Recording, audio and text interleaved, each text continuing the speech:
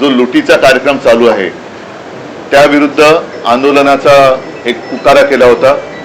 त्यानुसार मी आणि सर्व शिवसैनिक यांनी गेल्या म्हणजे कालच्या नाही त्याच्या गेल्या रविवारी दादर इथल्या हनुमान मंदिराच्या समोर महाआरती केली, रामरक्षा पठण केलं। त्याच्यानंतर हा कार्यक्रम आता महाराष्ट्रात अनेक ठिकाणी व्हायला लागलेला आहे। येत्या 18 तारखेला नागपूरमध्ये हा कार्यक्रम होईल जिथे मी स्वतः जाणार आहे। माझा प्रयत्न आहे की आता हिंदूंनी झोपून चालणार नाही, जागा झालं पाहिजे।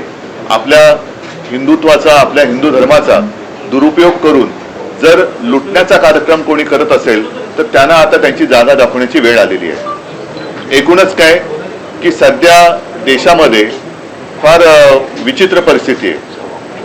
मी मागेही बोललो होतो, कदाचित तुमच्याशीच बोललो होतो का आणखीन कुठे बोललो होतो कल्पना नाही मला,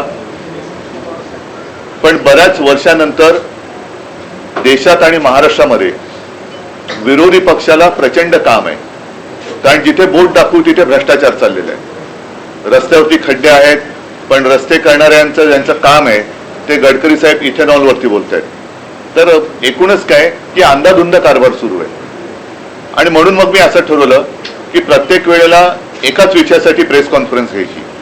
आणि आज मी जो विषय घेतलेला आहे हा विषय साधारणतः गेले किमान महिनाभर चालू आहे, पण दुर्दैवाने म्हणावा तसा तो लोकांपर्यंत जरी पोचला असला तरी लोकभावना त्याच्यावरती व्यक्त होत नाहीयेत। आणि तो विषय म्हणजे दिल्लीमध्ये जंतर मंतर येथे आपल्या अभिजित दिपके यांनी जो विषय उचलला तो अनेक युवकांच्या किंवा मी तर म्हणेन देशातल्या प्रत्येक युवकाच्या भवितव्याचा विषय आहे।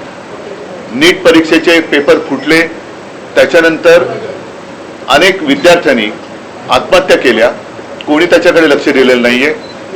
सरकारला वेळ नाहीये, सत्ताधारी पक्षाला इतर पक्ष फोडाफोडीमध्ये जास्त रस आहे, पण जिथे देशाचं नशीब फुटतंय, विद्यार्थी आत्महत्या करतायत, त्यांच्याकडे लक्ष द्यायला त्यांना वेळ नाहीये। आणि मी आजची जी पत्रकार परिषद घेतलेली आहे ती त्या आंदोलनाला आणि सोनम वांगचुक यांना पूर्ण पाठिंबा जाहीर करण्यासाठी मी ही प्रेस कॉन्फरन्स घेतलेली आहे। सोनम वांगचुक एक मला येऊन भेटून गेले गेल्या महिन्यामध्ये, नेहमी मला त्यांच्याबद्दल एक आदर राहिलेला आहे। त्यांच्या खरं म्हटलं तर बुद्धिमत्तेचा देशाने उपयोग करून घ्यायला पाहिजे, पण अशाही व्यक्तीला देशद्रोही ठरवून तुरुंगात टाकलं जातं। आज ती व्यक्ती तिकडे आमरण उपोषणाला बसलेली आहे, दिवसागणिक त्यांची तब्येत खालवत चाललेली आहे। 16 दिवस झाले। मी 4 दिवसापूर्वी मुद्दामून अरविंद सावंत यांना त्यांच्या भेटीसाठी पाठवलं होतं। मी फोनवरून त्यांना विनंती केली की सोनमजी तुम्ही प्राणांतिक उपोषण करू नका, कारण तुमच्यासारख्या व्यक्ती या देशाला पाहिजेत आणि सरकारला काय पडलेलं नाही। अशा एक एक व्यक्ती जर आपणहून जात असतील तर सरकारला ते हवंच आहे असं नाईलाजाने मला म्हणावं लागतंय। आज कोणाच्या लक्षात असेल किंवा नसेल, 2018 साली JD अगरवाल ह्यांनी गंगेसाठी आमरण उपोषण केलं होतं। मला वाटतं 115 दिवसाचं उपोषण होतं। काय होतं त्यांच्या उपोषणाचा विषय? स्वतःसाठी काय मागत होते का? तर गंगेमध्ये जे काय सगळं बट्ट्याबोळ झालेला आहे गंगेचा, त्याबद्दल त्यांनी त्या उपोषण केलं होतं। त्यांनी प्राण सोडला, कोणी त्याची तशी म्हणावी तशी दखल घेतली नाही। गंगेत अजूनही त्याच्यानंतर कोरोना आला, गंगेमध्ये मृतदेह सोडले गेले, सगळा बट्ट्याबोळ चाललेला आहे। आणि आज देखील सोनम वांगचुक यांची प्रकृती ही दिवसागणिक खालवत चाललेली आहे। मी तर म्हणेन आज आता असा एक क्षण आलेला आहे, जरी मी या एका विषयासाठी प्रेस कॉन्फरन्स घेत असलो तरी सगळ्या जणांनी सगळे विषय घेण्याची आवश्यकता आहे असं नाही, मात्र एखादा विषय जरूर असा असायला पाहिजे की त्याच्यावरती देशातल्या सर्व राजकीय पक्षांनी एकत्र यायला पाहिजे। मी अजूनही तिथे कोणी पक्षाचे झेंडे घेऊन जावे या मताचा नाहीये, कारण अभिजित दिपके हा युवक देशातल्या युवकांचा आवाज तिकडे उठवतोय आणि हे युवक जे आहेत हे सुशिक्षित आहेत। म्हणजे आज सकाळी मी ते सोशल मीडियावरती बघितलं, ते असेल तर भयानक आहे, कारण 20 तारखेला मला वाटतं त्यांनी मोर्चा आयोजित केलेला आहे आणि अभिजित दिपकेने असा एक दावा केलेला आहे की येत्या 20 तारखेच्या आत काही गुंड तिकडे सोडून हिंसाचार माजून हे आंदोलन उधळून लावण्याचा काही जणांचा प्रयत्न आहे। हे फार हिणकस आणि नीच वृत्तीचे लक्षण आहे। एकूणच सोनम वांगचूक आहेत, अभिजित दिपके आहे आणि सगळे जे काही युवक आहेत हे कोणासाठी लढतायत? देशातल्या सर्व युवकांनीच नव्हे तर त्यांच्या पालकांनी सुद्धा जागा झालं पाहिजे की अरे आत्महत्या करणारा हा जरी त्यांचा मुलगा होता किंवा त्यांची मुलगी होती, पण कदाचित उद्या आपल्यावरती वेळ येऊ शकते. हा विषय राजकीय पक्षाचा नाहीये, राजकारणाचा विषय नाहीये, हा देशाचा विषय आहे. आणि त्यासाठी मला असं वाटतं देशभर काही ना काहीतरी प्रत्येक, आता मी म्हणेन मग प्रत्येक राजकीय पक्षाने देशभरामध्ये आपापल्या राज्यामध्ये त्यांच्या समर्थनार्थ काहीतरी केलं पाहिजे. कारण देश जोपर्यंत जागा होत नाही तोपर्यंत या बेफिकीर सत्ताधाऱ्यांना त्यांची जागा कळणार नाही. काय मागतात सोनम वांगचूक? काय सरकार त्यांच्याशी जाऊन बोलले तरी का? मला आठवत आहे जेव्हा अण्णा हजारे तिकडे उपोषणाला बसले होते तेव्हा सुषमा स्वराज यांनी एक भाषण केलं होतं. ते भाषण आजही उपलब्ध असेल.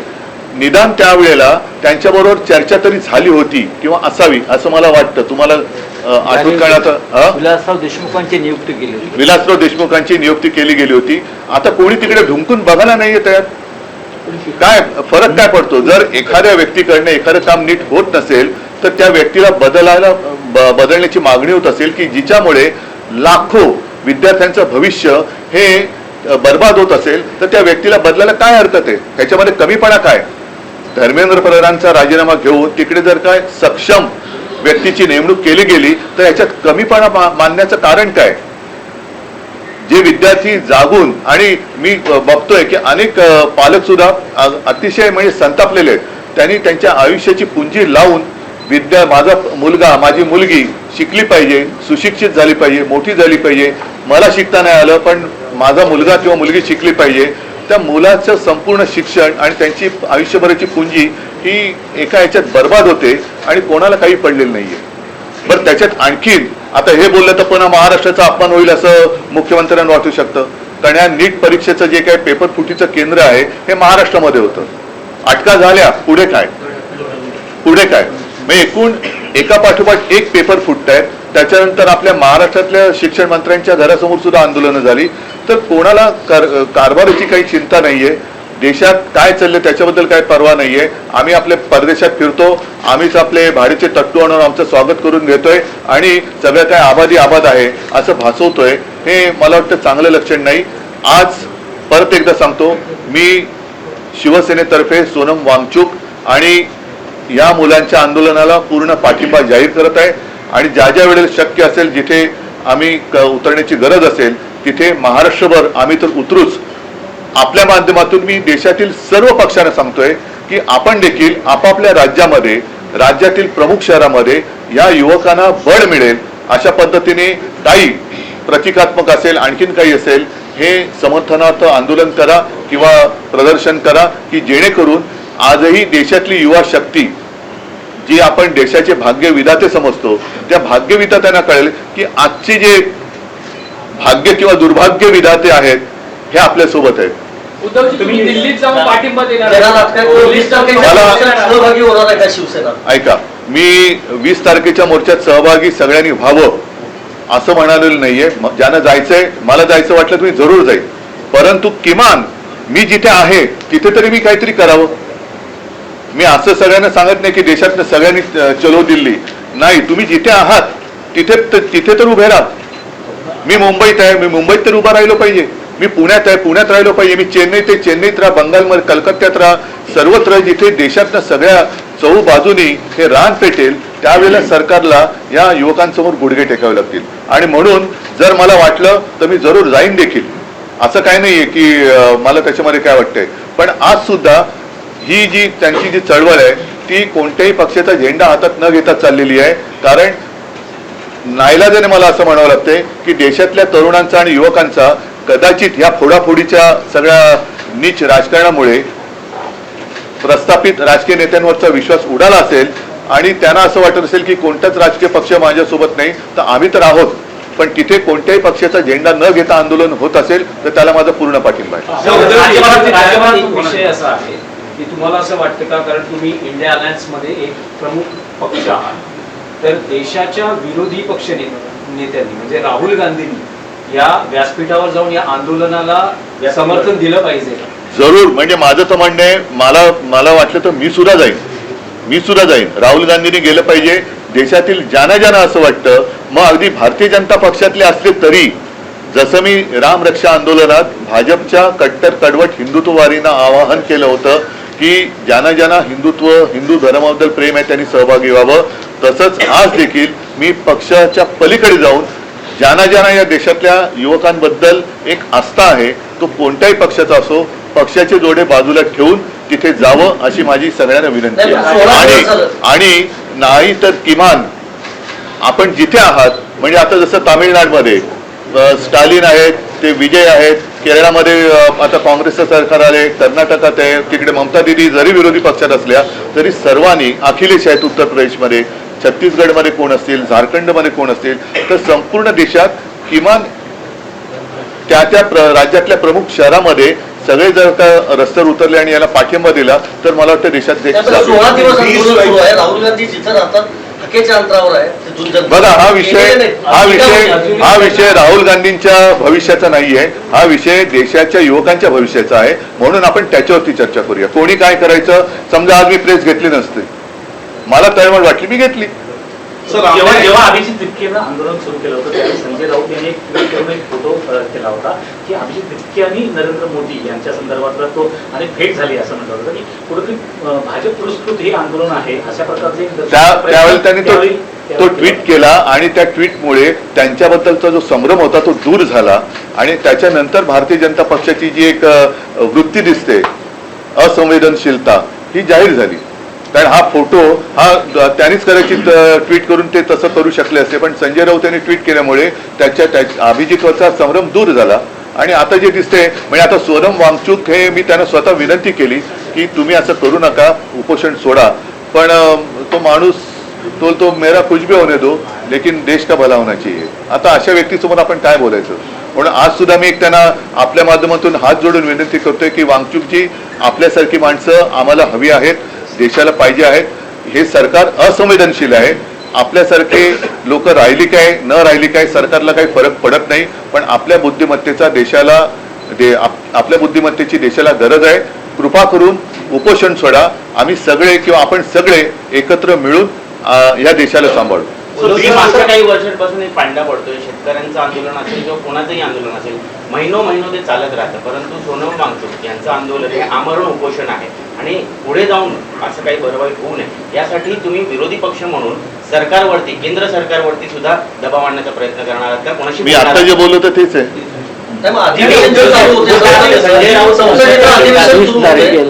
पार्लमेंटच्या पहिल्याच दिवशीचा विषय पार्लमेंटला घेतला. आज पार्लमेंट सुरू होतोय. 20 तारखेला आमचे खासदार तर या विषयावरती दाणानून सोडतील, संसद दाणानून सोडतील.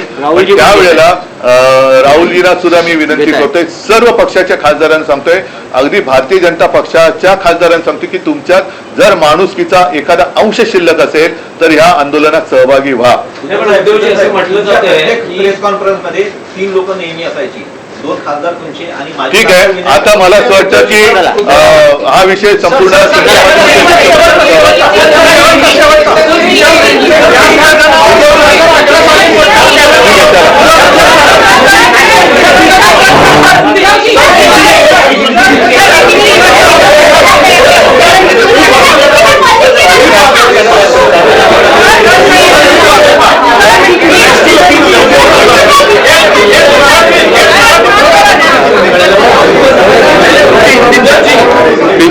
पिछले कुछ दिनों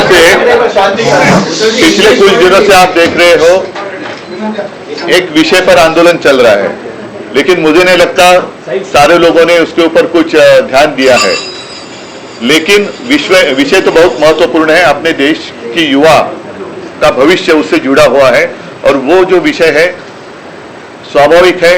नीट की जो एग्जाम थी उसके पेपर लीक के बारे में है. अभिजीत तिपके जो अमेरिका में रहते थे, अपने पढ़ाई के लिए गए थे, उन्होंने वहां से आवाज उठाई, लेकिन हमारे देश में से किसी ने आवाज उठाई नहीं थी. वो अमेरिका छोड़कर यहाँ आए, आवाज उठाई. एक कॉकरोच जनता पार्टी नाम से उन्होंने एक आंदोलन शुरू किया और आप देख रहे हो कि बहुत ही सपोर्ट सोशल मीडिया पर उनको मिल रहा है. आज मैं आपके साथ इसलिए बात कर रहा हूं क्योंकि पिछले 15 दिनों से सोनम वांगचुक जी वहां अनशन पर बैठे हुए हैं। दिन ब दिन उनकी तबीयत है वो कमजोर होती चली जा रही है। मैंने प्रयत्न किया, 4 दिन पहले अरविंद सावंत जी को मैंने वहां उनको मिलने के लिए भेजा था और तब मैं स्वयं उनके साथ मैंने फोन पर बात की थी, विनती की थी कि सोनम जी आप जैसे लोगों की हमें और देश को जरूरत है, कृपा कर अनशन छोड़ो। लेकिन मानने के लिए तैयार नहीं। सरकार तो कुछ परवाह नहीं है, ना ही उनके साथ बात करने की कोशिश कर रही है, ना ही जो युवा है, बहुत सारे युवाओं ने खुदकुशी भी की है, लेकिन सरकार उनकी तरफ देखने के लिए भी तैयार नहीं है। और इसलिए मैं चाहता हूं कि अब समय आया है पूरे देश में अपने अपनी पार्टी का जो एजेंडा है बाजू में रखकर हम सारे लोग इकट्ठा आकर वो जो आंदोलन चल रहा है उसका समर्थन करें। और वो इसलिए करें क्योंकि ये सिर्फ एक पार्टी का एजेंडा नहीं है, अपने देश का भविष्य का विषय है। और देश के भविष्य के लिए आज जिनके कंधों पर जिम्मेदारी है वो अपनी जिम्मेदारी नहीं उठाएंगे तो देश की स्थिति बड़ी बुरी हो सकती है, खराब हो सकती है। और मैं आज खुलेआम सोनम वांगचुक जी को और दीपके को मेरा समर्थन दे रहा हूं। अगर जरूरत पड़े तो मैं भी दिल्ली जाऊंगा, लेकिन मैं आज आपके माध्यम से पूरे देश के जितने सारे राजनीतिक पार्टियां हैं उनको यही कह रहा हूं, आप जहां भी हो, जिस राज्य में हो, जिस शहर में हो, आप बाहर आइए और समर्थन के लिए कुछ ना कुछ जरूर करिए। आपके जो सांसद हैं, तीनों सांसद वो इस प्रोटेस्ट का हिस्सा बने। मेरे सांसद ही नहीं, मैं सारे सांसद जितने कितने 550 सबको मैं और राज्यसभा के सबको मैं ये सवाल पूछ रहा हूं या रिक्वेस्ट कर रहा हूं। रिक्वेस्ट शब्द जरा अच्छा है कि अगर आप में जरा भी इंसानियत बाकी रही हो तो आप इस आंदोलन का समर्थन करें।